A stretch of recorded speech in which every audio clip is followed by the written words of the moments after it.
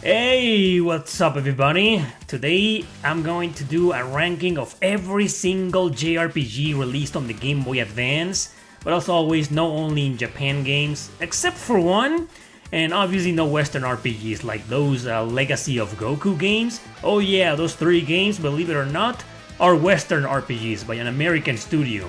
We have here over 50 games to cover, so let's not waste any more time and let's begin. We're gonna start with 5 games that are not really RPGs, or more like they're arguably RPGs, but I know some of you consider them as RPGs, so out of respect I'll be ranking them too. The first 2 games are Advance Wars 1 and 2, classic strategy games developed by Intelligent Systems, recently remastered on Switch and blah blah blah. But these 2 games are, well, they barely have any RPG elements, to be honest. You just control your soldiers and the tanks or vehicles, and then build up bases and then capture enemy bases, and that's it. There's no leveling system, barely any customization, barely any character development, not really a story focused game. There's barely any role playing here, which is why I believe these games are not really RPGs, but that's just my opinion. But you know what, RPGs or not, the point is, are they any good? Well, they're pretty damn good according to a lot of people. They have a lot of fans out there. Me, even though I'm a massive Fire Emblem fan and Intelligent Systems fan, I'm not really a fan of these 2 games. I couldn't get into them. They felt kind of like hollow in terms of RPG elements, and they're mainly strategy games, and I'm more about controlling, actual characters in combat than generic soldiers and tanks and vehicles that all look the same. And I don't know, I didn't find any appeal to these games, even though I'm a big strategy game fan. Anyway, so Advance Wars, I guess I'm gonna put them on the B because they're still pretty good, they're just not for me. And next is Boktai 1 and 2. There's actually 3 games, but we never got the third one. And these are 2 games that, well, they are developed by Kojima Productions. Well, the first one, it plays in an isometric view and you control one character and you go around stage by stage with not really any town out there, barely any leveling systems, barely any role-playing elements. Well, okay, Boktai have more RPG elements than Advance Wars, actually, but the first Boktai is the one that gives me trouble deciding if it's really an RPG or not. I don't think so, because all you do is pretty much complete a stage, and then the next one, complete a stage, watch a scene, complete a stage, and so on. So it's kind of repetitive and it focuses like 95% on its gameplay. It's about stealth, you need to hide, a la Metal Gear, and then fight with your gun. And there was actually an accessory that you could attach to your Game Boy Advance, so you could play this game under the sun, and you will get like power with this thing. It was kind of weird, I never tried that out, I just read about it. My first time playing this game was through emulation, so I couldn't get into that little attachment, physical hardware attachment mechanic, or whatever you want to call it, that little trinket that you're seeing right now. Yeah, I mean, it was pretty creative for its time, but that's, therefore the game and that thing became kind of rare and hard to find nowadays. The second game is a direct continuation. You need to play the first one to understand the second one, and the second one, it has more RPG elements. The leveling system feels like an actual RPG, and there are more, I think there's a town, there's more NPC interaction. So yeah, Boktai 2 is arguably an RPG, an action RPG. The first one, I'm kind of convinced it's not, but like I said, it's just my personal opinion. Anyway, these 2 games also go on the B. They're pretty unique and pretty interesting games.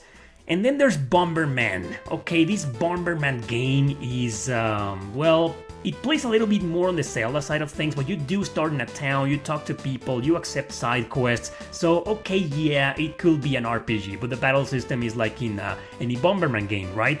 You go around and you put bombs to defeat enemies, and then you move to the next stage, and so on. So, okay, out of the 4 games we've seen so far, this might be the one that it's actually more RPG than all of them, but once again, the combat doesn't feel like an RPG because it's freaking Bomberman, and then the leveling system is kind of weird, and then you got these cards, and it's a weird game, but it's good. I really like this game actually, and there are more. It became a series of its own, and I think this is the second game. There's another one that came out on the Game Boy Color. Anyway, this is another B. It's a good game, but nothing like extraordinary. And now Breath of Fire 1 and 2. These are pretty much straight ports slash not exactly remasters, more like enhanced ports. And guess what? They have some quality of life features that I wish the original versions could have had. Oh man. Let me say this. In terms of graphics and music, I prefer the original versions, but in terms of gameplay, I prefer these two because number one, way less random encounters. Oh yeah. And these two are known for having a lot of random encounters, right? And second, you get more experience out of enemies. I think you get twice the experience you used to get in the original versions, and also twice the money. And finally, you can run, and that is a big quality of life feature. Anyway, are these the definitive versions to play, like the best versions of these games to play? Well, gameplay-wise, yeah, actually, in my opinion, of course.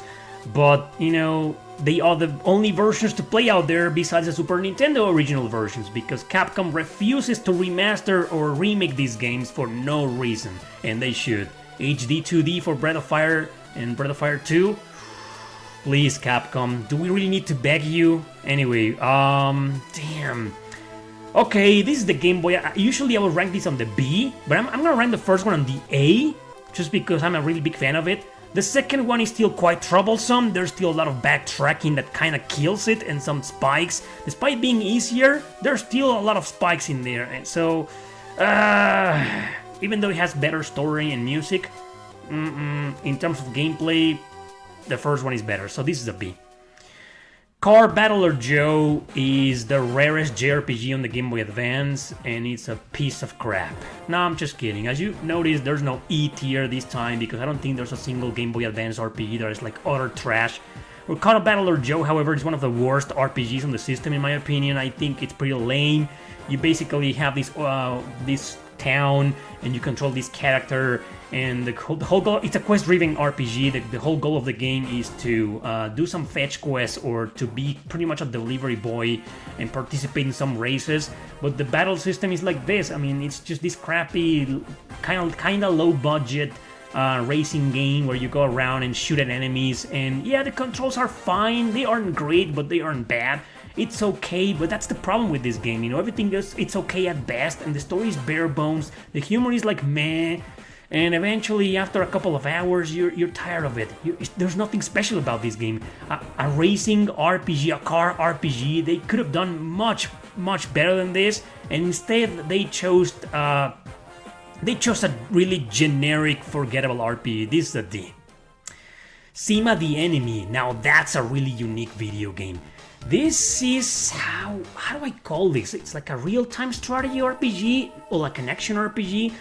Well, okay, you control these two characters that get stranded in a train full of people, and it just so happens that every single passenger is an important character, and you need to take them all to safety. You need to get them out of there, because apparently they have crashed in this weird world where there are monsters. So the action RPG part is that you go there, you fight enemies, you level up, blah blah blah, but it's pretty simple and, you know, nothing complicated, just, you know, your average action RPG with kind of okay-ish controls, not that great. The interesting thing about this game is that the real-time strategy part, that sometimes you need to select the direction you want your characters to go to, and you give orders to the NPCs you need to rescue so they don't get killed or get into trouble. So once it's safe, you go kill the monsters, and once it's safe, you ask these characters to move, and they all have like each character has a different ability and yabba yabba. So, man, this is one of the most interesting games on the Game Boy Advance. Certainly a pretty unique JRPG,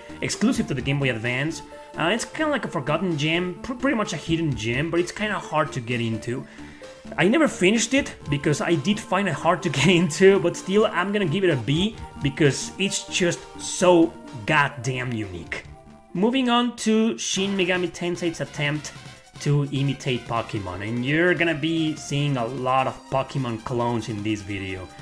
Demi Kids 1 and 2, these are part of a series called The Devil Children that started back in the Game Boy or Game Boy Color, I believe. Never came out of Japan. We only got these two, and these are pretty much dark and light, which is the equivalent of black and white, like Pokemon, right?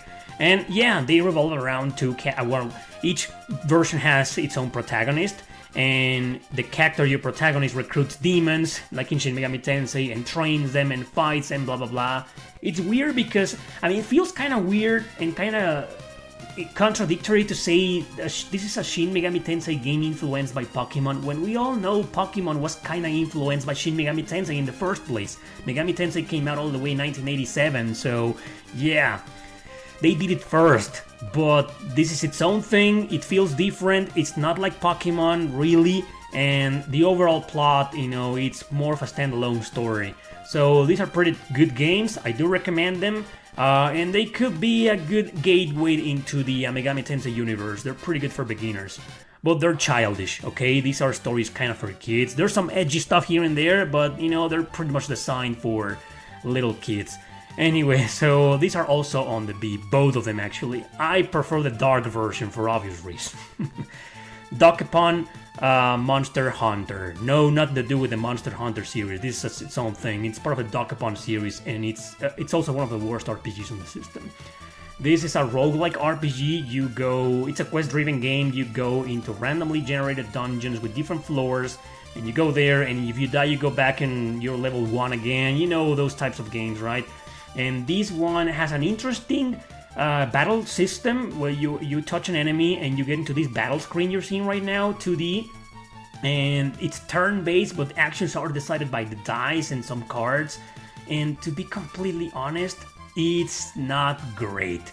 It's out of balance. Often you die for no reason. It relies a lot on RNG and luck. And oh man, it's just... I think I remember playing this game for like an hour and a half and I gave up frustrated and angry. This is not a good game. I do not recommend it. It isn't terrible. It's just not good, man. It's also on the D. Okay, we got the enhanced ports of the Final Fantasy games 1, 2, 4, 5, and 6. Square Enix saved 3 for the remake on the Nintendo DS and PSP. So yeah, these ports are good. You know, they're good. They're based on the ports that were already there on the PlayStation. Like the first 2 games, for example, are remakes of the original NES games. And you know how I feel about these games, even they can be remade, remastered, or whatever, you know, and I'm probably always gonna feel the same about them. They're kind of okay-ish at best. I know I respect them because they were the beginning of such an iconic series nowadays, but I don't know, they didn't age very well in my opinion. These are on the C. Final Fantasy IV, however, is a great game, we all know it. I'm just not the biggest fan of it. And about this version, it's a good version of it to play. I think the Super Nintendo version is a little bit better in my opinion, or the PlayStation 1 version, but you can't go wrong. I mean, it's Final Fantasy IV, it's on the B. Final Fantasy V, same. And Final Fantasy VI is a masterpiece. This game deserves to be on the S, we all know that. You know me, I'm a big fan of the game. Is it a good version of it to play? Yeah, it's actually one of the best versions of it to play. Final Fantasy Tactics, oh boy, here we go. I'm not a fan of the original PlayStation 1 version, also on PSP. I never got into it, and I swore I will go back to it, but I'm patiently waiting for a remaster. Maybe I'll be able to finally get into it, but this advanced version is... I don't know what the hell happened here, man. The story is now like really childish for kids, and uninteresting to say the least. And then the gameplay is completely ruined by the judges. It's just... I don't know, man. I couldn't get into this game. I'd rather go back to the original game 10 times over than ever going back to this game. It's not a bad game. It's just not for me. I didn't like it one bit. I don't know, guys. Still, I'm gonna put this on the C out of respect for its fans, but no, I do not recommend this game. The Fire Emblem trilogy now. We only got 2 games. The first one, we never got it, which is also known as Fire Emblem 6. This stayed in Japan because it's extremely unbalanced, extremely hard, and oh man, the spikes in here are so frustrating. Also on the Thracia 776 level. Yeah, it's a really frustrating game, but it's also really good. I mean, this is the interface. This interface, man. These menus, these battle screens, these animations. This is what made me fall in love deeply with the series. And this is probably one of my favorite battle systems of all time in all video games in existence. But yeah, this is the only in Japan game that I'll be including in the list. I won't be including Mother 3 because I haven't played it, and any other Japanese RPG that never came out of Japan, even if it's fan translated. This is the only one. I'm making an exception because I'm a die-hard Fire Emblem fan. Still, I'm gonna put this game on the B because even though it's great and I really enjoyed it, it also pissed the crap out of me many times. Yeah, this is another B. However, the other two are masterpieces, Blazing Blade and the Sacred Stones. Actually, Blazing Blade is the prequel to the Binding Blade, which is Fire Emblem 6, the only in Japan game. So it might help playing it first and then playing the only in Japan game, which is fan translated. So these two are masterpieces. You know, I'm a die-hard fan of these two games, Sacred Stones and Blazing Blade. So yeah, there we go on the S. Golden Sun. Who isn't a fan of Golden Sun nowadays, especially because they were added to the Switch emulator on Switch Online? Well, guess what? I'm not a fan. But I do respect them a lot. I understand Camelot Software Planning. I understand what they were trying to do, the developers of Shining Force. Just some standard, classic, traditional style turn-based RPG on the Game Boy Advance. I like these games. They're good, but I never finished either because the puzzles killed me. The puzzles are so annoying in these games. Anyway, we don't need to talk about these, you already know them. I'm gonna put them on the A. They should be on the B in my opinion, but you know, they're some of the best Game Boy Advance RPGs, so there we go, on the A. Kingdom Hearts Chain of Memories is probably one of the worst Kingdom Hearts games I've played. I have played my fair share of Kingdom Hearts, believe it or not. I know I'm not a fan, you know I'm not a fan, but I don't know, this might just take the cake. I think it's one of the worst. The PlayStation 2 version, I think it's better than this. This is just such a convoluted mess, hard to get into, but it's not bad. A C? Yeah, let's give it a C. Lufia, The Ruins of Lore. Well, this is pretty much Lufia 4, and it's a spin-off. It's barely connected to the series. Yes, it's part of the same universe, but it's barely there. It's a standalone title, and you play with a bunch of kids that recruit monsters. There's still the monster recruitment mechanic seen in the previous Lufia games, and it's pretty decent, but I'll be completely honest with you, it's also kind of forgettable. Several hours into it and you're like kind of bored, kind of like, you know, it's been the same over and over again, it's kind of repetitive. It's also kind of easy, but it also starts getting more challenging as you progress, so it's balanced. But I don't know, there's not much to say about this game, that's my point. I mean, it's just not as great as Lufia 2, but trust me, it's definitely better than Lufia 1. Lufia 3, well, yeah, they're all on the same level. Yeah, so this is another C. It's an okay game at best. Next, Lunar Legend, one of the many remakes of the original Lunar the Silver Star. Yeah, this is another remake exclusive to the Game Boy Advance, and it has a choppy interface and smaller graphics, as you can see right now. It's kinda shrunk, that's the word I'm looking for. Yeah, it's kinda shrunk, but still, it's a great game. It's Lunar, it's the same story. Some things change a little bit on the dialogue and on certain scenes. There were scenes removed and there were scenes added to it, but the battle interface is kind of similar, as you can see right now, similar to the original versions, but it's also at the same time unique for its remake, like exclusive to this remake. So that's what I'm trying to say. There are some exclusive details and features to this remake. It's a good game, guys. Not my preferred version to play. I'd rather play the PS1 or the PSP version. But yeah, this is okay. This is a B. Definitely a great game. Mario & Luigi Superstar Saga, great game. The beginning of the classic Mario & Luigi games. This is another B. And, well, rest in peace, the developers. They didn't die. They just, you know, the company doesn't exist anymore. Anyway, so I included Mario Golf and Mario Tennis here. Okay. Again, just like Advance Wars, I don't think these games are RPGs. Yeah, sure, you go around town, talk to people, get tutorials, there's customization, you level up after every mission and blah blah blah, but I mean, can you really call this a battle system? This is golf, this is tennis, and there are some RPG elements in there, yeah, sure, but I mean, it's just, I mean, you don't really feel like you're playing a role-playing game by playing these games, but they are considered as such, so they're here. Honestly, I couldn't care less about golf or tennis. I care about Mario, but I don't care about generic silent protagonists playing tennis or golf, so yeah, I don't give a rat's ass about these games. They're on the C. Okay, Meta Bots. This is the Meta B version. It's also like Pokemon. There's two versions, Meta B and the other one is called Rashuko, I guess, something like that. I play Meta B, and guess what? It plays very different from the Pokemon series. Well, you do have a town you go around, you can fight against people or go to the overworld and fight random battles, but check this out, check this battle system. It's played in turns, and I know most of you don't care about this game, but the battle system is interesting. Let me explain it briefly at least. You control up to 3 robots, okay, and they each have a turn, but they need to walk towards that bar in the middle, and so has the enemy. And once they reach it, their turn comes up, and you need to select which part of the enemy you wish to attack. Yeah, it's kind of like in front mission. You attack enemy parts until you destroy every part, or you destroy their primary part, and that's it. But from what I understood is that if you defeat the leader, which is the enemy on top, the battle is over. You don't need to defeat every enemy. So I think they did this because otherwise these battles will just drag on and on and on, because this is a kind of a slow battle system, even though there's a timer down there, as you can see, kind of like a countdown, but it's kind of hard to run out of time until late in the game. So believe it or not, it's a decent game, you know, but it gets old after a while. I didn't finish this game, far from it, and I probably never will. It's okay at best, so I just wanted to explain the battle mechanics because, I mean, have you ever seen anything like it? Yeah, anyway, it's on the sea.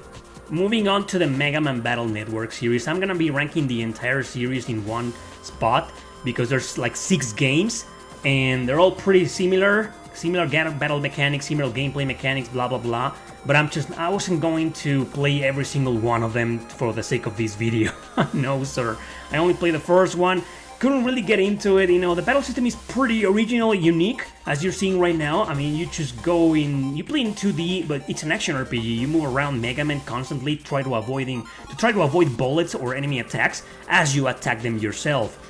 And there are some cards that serve the purpose of being buffs or debuffs, and it's pretty interesting, and there's some special attacks too as well. So pretty unique games, guys, you know. It's just the generic nature of the storytelling, and there are some annoying puzzles in there, and I know some of the games are kind of like considered as some of the best RPGs on the Game Boy Advance. I think Mega Man Battle Network 2 and 3 are considered as the best, and there's also 4 or 5, I believe, which is also like the Pokemon Black and White stuff, you know, like one name, the same game with 2 different names. I mean, it's just dumb. Pokemon anyway. So Mega Man Battle Network, not for me, but out of respect, I'm gonna rank them on the B. All of them, not just this one, all of them. And moving on to Monster Rancher 1 and 2. Yeah, see, both of them. I couldn't care less about these games, man. Onimusha Tactics, oh man. This is a grid-based strategy RPG with some small Final Fantasy Tactics Ogre elements, but it's its own thing. It's kinda easy. Well, it's kinda balanced. Late in the game, it does get challenging.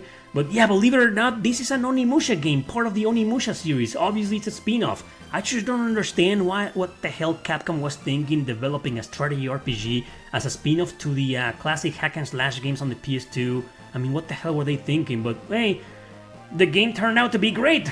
It's no masterpiece, it isn't like wow, no, but it's good, you know, it's fun, you control your characters, you move on grids, each has their own attacks and their own small animations, and you know, they all have like a class system, but pretty, not as deep as complex as in the Tactics Ogre games or Final Fantasy Tactics, no way.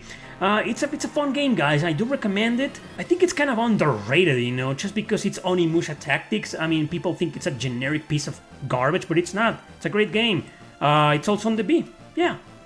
Phantasy Star Collection includes Phantasy Star 1, 2, and 3. Not 4, which is the best one of them all. And they're straight ports, guys, just with Game Boy Advance graphics. Nothing changed, no quality of life features, no nothing. It's the same games as before. And yeah, well, the first one, not a fan. I respect it a lot because of its influence and history, but not a fan. The second one, it's hard to get into without a guide, but it's great. The third one is kind of bad, but it's not that bad, so... Well, it's Phantasy Star. I guess it's a B. Yeah.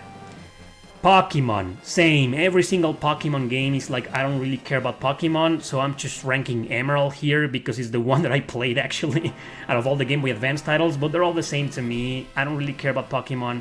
I put it on the B. No way, it belongs on the C.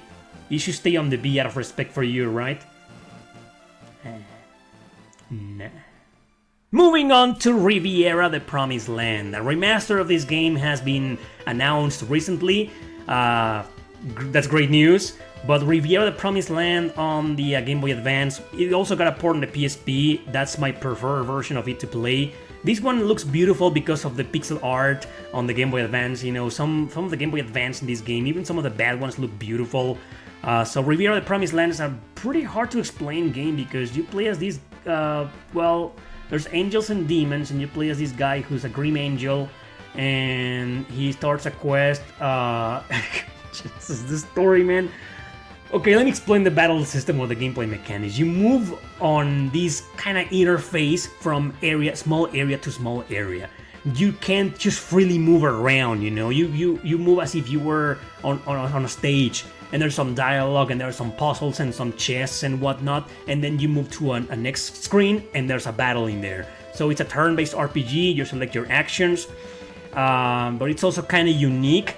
It's no wonder why this game is part of the Department Heaven series, which is the king of convoluted and complicated RPGs out there, all developed by Sting Entertainment, masters of brutally hardcore RPGs, up there with the company Success and From Software. Holy crap. So Riviera the Promised Land, can't wait for its remaster. This is a good version to play. It's a great game, pretty unique, hard to get into, but stick to it and you'll be able to appreciate it. It's a B. Robopon. These are straight Pokemon ripoffs. These aren't just influenced by Pokemon. No, these are Pokemon ripoffs. But then even the battle system, look at this. I mean, it just looks almost identical, just because it's like in more of a 2D perspective, like the enemy and your character in front of each other. So it's a bit different. But everything else, it's just Pokemon disguised as Robopon. And I don't really care about these games. They're fun, sure, but they just do not appeal to me. Yeah, but they're good games, okay? And they're part of a series. I think there are also other games on the Game Boy Color, and I think there's one on the Nintendo DS, I'm not too sure. So yeah, it's a small franchise. Moving on to Shining Force. This is an enhanced port of the original Shining Force game on the Sega Genesis, the first game ever. One of the most influential strategy RPGs of all time, and this is my preferred version to play. The Genesis version is a blast, don't take me wrong, but this is a great version to play with with an additional character actually, and with a card system too, based on that character alone. And well, the difficulty has been rebalanced. I felt this version way more balanced than the original Sega Genesis version, which is a bit rough on the edges with some spikes, even on the early stages of the game. But yeah, man, this is a wonderful game, an excellent remake. Well, it's not a remake, it's more like an enhanced port, remaster if you want to call it as such. It's not really a masterpiece, but there's not a lot of S-tier games here, so yeah, I'm gonna put it on the S. Shining Force, yeah. Shining Soul 1 and 2, oh boy. Two of the worst RPGs on the Game Boy Advance, especially the first one. I don't know what they were thinking. This was supposed to be a reboot of the series, like, oh, let's go action now. Nobody cares about strategy RPGs anymore. Let's turn the series into a bunch of generic, bland, boring, and just mediocre action RPGs, and voila, Shining Soul was born.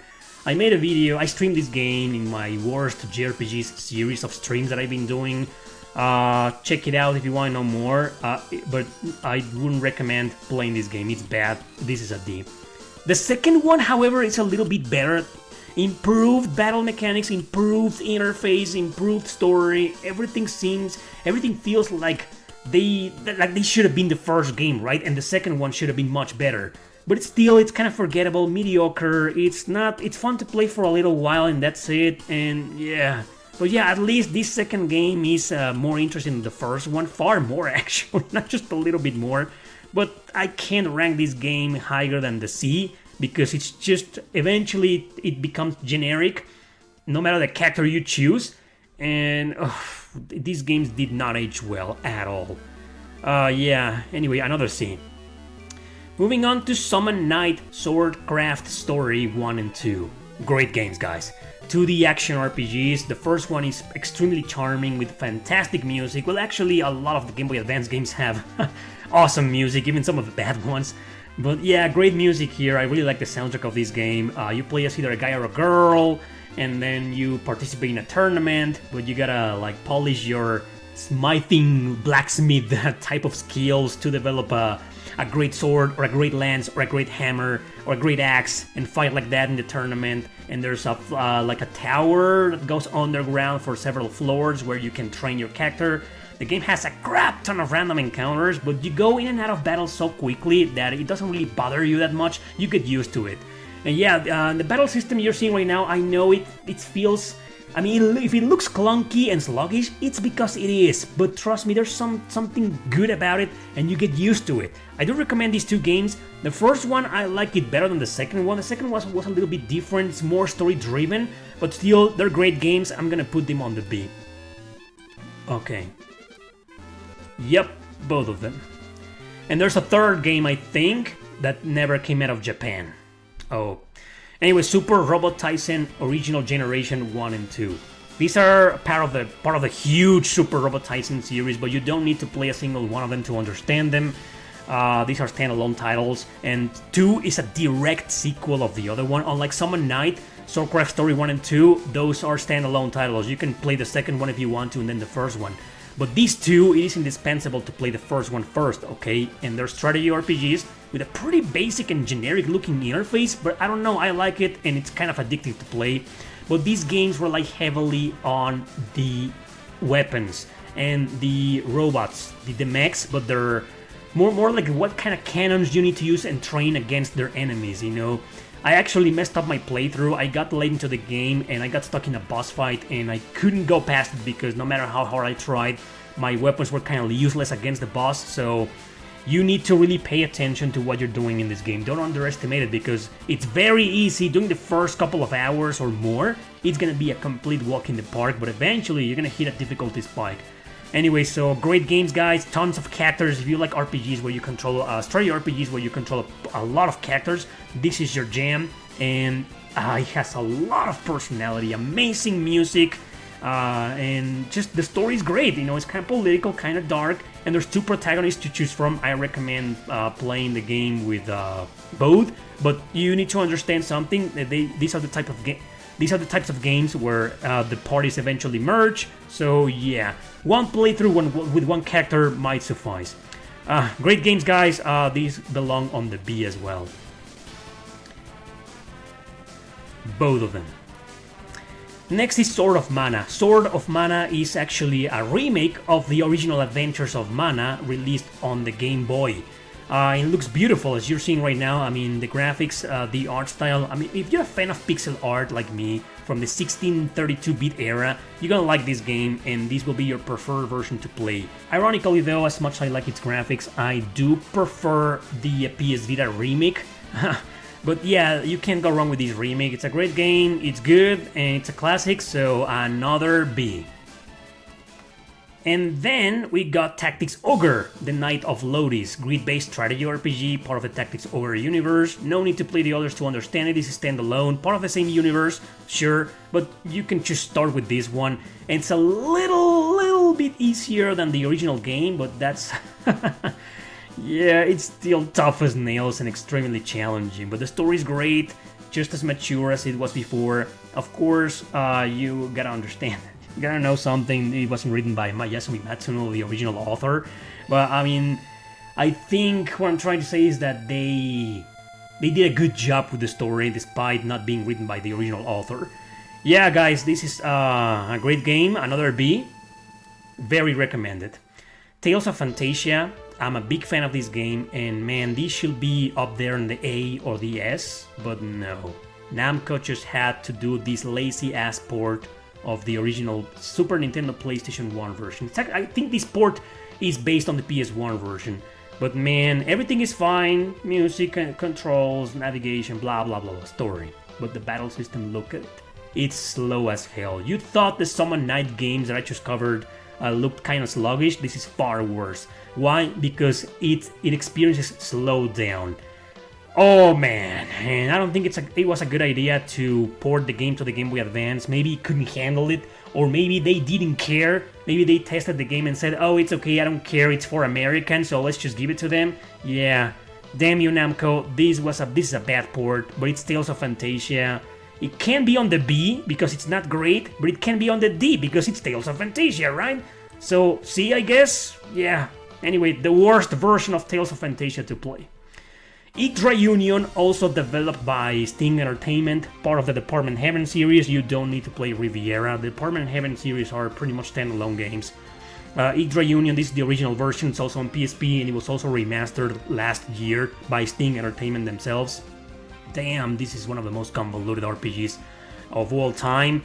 I've covered this game a million times, and I am not covering it. I'm not gonna explain the battle mechanics here. Watch this video, top 25 most unique battle systems, and it is explained there. Or you can also watch these other top 10 most complex JRPGs ever made, and my 2 attempts at explaining the battle mechanics are there. All you need to know is that the game is great, but I think the PSP version is the best version of it to play. Up there with the remaster, but I haven't played the remaster. Anyway, Yggdra Union is a straight B. Great story, great characters, great music, and great but complicated battle mechanics. Zoid's Legacy, man, had potential, had a lot of personality, but just had to go out there and be a complete ripoff of the Super Robot Tyson games. I mean, just look at it. Even the battle interface is like the animations are pretty similar. The music is like, I feel like they got the music straight out of the Super Robot Tyson games. I mean, the soundtrack is original, but it sounds so much like those. It's a ripoff, but it's a good ripoff at least, considering it's a turn-based RPG, not a strategy RPG. Yeah, it's decent at best. It's kind of quest-driven, and there's a story, of course, but it does focus on the story, but I never felt like the story was the main thing, the main feature in this game. It's more about training your characters and with their robots and shit. And there's also different attacks, different weapons to choose when you're attacking. But the battle system is just what you're seeing right now. There's nothing special about it except for the Super Robot Tyson-like animations. So I guess, in conclusion, it's an okay game at best. This is a C. And finally, Zone of the Enders. Oh yeah, you thought Capcom was the only one who did the same with Onimusha? No, Zone of the Enders did it too. Yep, a strategy RPG in the universe of Zone of the Enders. This game, there's only one interesting thing about it. Well, the story is great. The story is pretty interesting. You know, it's not as generic as in many other turn-based RPGs or strategy RPGs. It's actually decent. But the battle mechanics are kind of generic, also reminiscent of the Super Robot Tyson games. But the thing about this game is when you select a target or an enemy targets you, I mean, this screen occurs, you know, this target screen occurs, and you gotta hit the enemies. It's kind of an interesting feature, but I don't think it was implemented correctly, especially not on the Game Boy Advance, limited to the D-pad. So I don't know about this feature. It doesn't work that well here, that's what I'm trying to say, and it kind of ruins the game. And the battle interface, the maps, everything else is generic. I know I said the same about the Super Robot Tyson games and I praised them, but that's their thing. And here, they could have tried at least to make it a little bit different. I don't know, if I was going to play a strategy RPG based on Zone of the Enders, I would have expected a lot more, or just something unique and different, right? Not this generic thing. So it's another C, guys. Not a bad game, but it's another C. Yeah. And that's it. That concludes my tier list on the Game Boy Advance. Every single one of them released outside of Japan, ranked in this beautiful tier list. Ooh yeah. That's it, everybody. Thank you for watching. Don't forget to subscribe and share this video with your friends. See you next time!